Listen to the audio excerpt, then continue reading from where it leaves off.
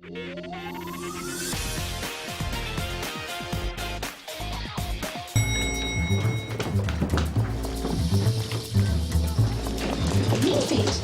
don't understand why it's so difficult to confirm an appointment. No, I'm so sorry, Miranda. I actually did confirm last Details night. of your incompetence do not interest me. Who is that?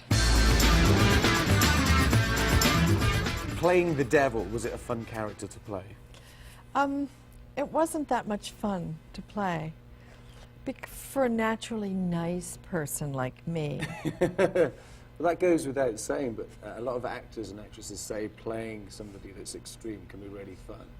Yeah, I guess so. I guess it's supposed to be fun. I realized that halfway through, that it should be more fun. I think I took it too much to heart. I was aware that it was supposed to be fun to play this kind of a villainous kind of character, but I just was so aware of her pain and the things that were not working in her life. Is that Anne Hathaway screaming in the next room? Probably. She talks very, very, very highly of you. She does? Every question you ask comes back to you and how nice you are. It's all paying off, the blackmail. But she did say that she was on the verge of vomiting most of the time because she was so nervous of working with you. God. Do you have an approach to work with actresses that are already established but are still in awe of you? Yes, Some way to- Dramamine I give them. Is that what it works so happily? Just crush it up in the morning, put in a drink. No, she's very generous, you know. She was not, I don't think, scared of me. But I was sort of in a bad mood all the time, just self-induced, because I think when you're a taskmaster and very, very disciplined and controlling, that everything is not quite right all the time. And there are moments of satisfaction when work is done correctly, and that's always surprising, but generally you're dissatisfied. And so that state of being is not entirely enjoyable. You play the character very softly spoken.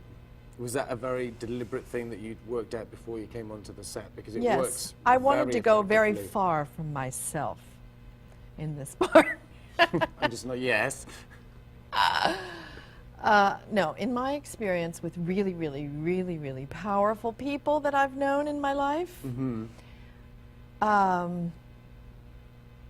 they don't have to raise their voice to make, in fact, the less they raise their voice, the more People lean in. people lean in and are scared of them, and you know, especially men who are very soft-spoken. It's terrifying. And those are most of my role models for this part are men, because we don't know too many women in big positions of responsibility with big financial pressure bearing down on them, and great realms of influence based on their opinion. So there aren't that many women that way. So my role models were, I looked at a lot of people that I've worked with. Who is that? Nobody. Well, Human Resources sent her up about the new assistant job, and I was sort of pre-interviewing her, but she's hopeless and totally Well, wrong. So. clearly I'm going to have to do that myself, because the last two you sent me were completely inadequate, so send her in. That's all. I'm going to embarrass you because you're somebody that is always very humble and plays down your own achievements, but there's already an Oscar buzz about your performance in this film. You're one of the most nominated people ever. What's your take on that? Because people are already saying, and it's way off, but they said this could be the next role that you're going to get an Oscar for. You don't like to tempt fate? I mean, to me, it's just another loss looming on the landscape. Really? I lost more than any other human being. Do you realize that? But that's a very negative way to look at it. I know, but that's the way I look at the world. That's like not a half empty or half full glass of wine. All It's right, a half it's glass. 2 Oscars, 11 losses. So look at it. I could make it an even dozen. Do you ever get a certificate for the nomination? Yes, they do give those. Well, that's a whole wall. I you've got could then. paper the bathroom.